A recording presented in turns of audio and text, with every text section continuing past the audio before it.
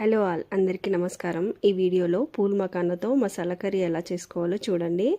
అయితే దీనికి ముందు నేను ఒక రెమెడీ చెప్తాను, అంతలోపు మీరు ఈ వీడియోని చూడండి. అయితే మనకు అప్పుడప్పుడు ఇంటికి దిష్టి తగిలిందేమో, ఇంట్లో నెగిటివ్ ఎనర్జీ ఉందేమో అని అనిపిస్తుంది కదా. అలాంటప్పుడు ఒక చిన్న పరిహారం ఈజీ, అదేంటో చెప్తాను వినండి. ఏదైనా మంగళవారం రోజు ఆంజనేయ స్వామికి సింధూర సేవ చేయించాలి. అంటే సింధూరం, నువ్వుల నూనె రెండు కలిపి స్వామివారి మూర్తికి అంతటికి పట్టించాలన్నమాట. ఇది దాదాపుగా అన్ని టెంపుల్స్లలో మంగళవారం రోజు చేసే పని. ఇది మన పేరు మీద చేయించుకోవాలి. చేయించుకున్న తర్వాత ఒక తమలపాకు మీద స్వామివారి ఛాతి మీదది కానీ శరీరం మీదది కానీ ఇంటికి తీసుకువచ్చుకోవాలి.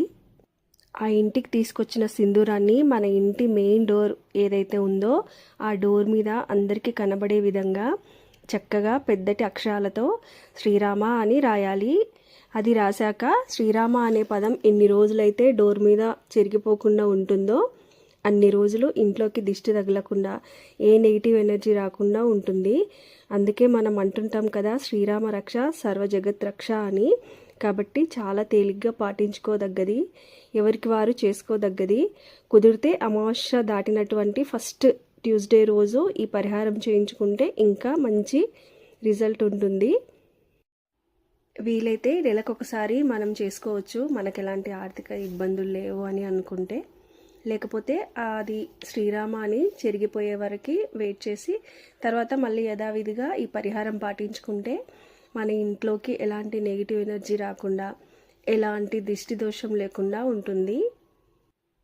కాబట్టి నచ్చితే ట్రై చేయండి, నమ్మకంతో చేయండి, హ్యాపీగా ఉండండి.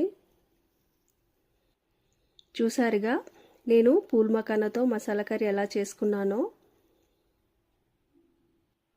చాలా బాగుంటుంది.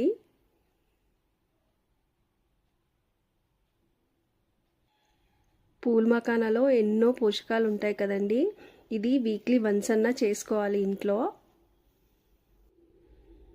Thanks for watching.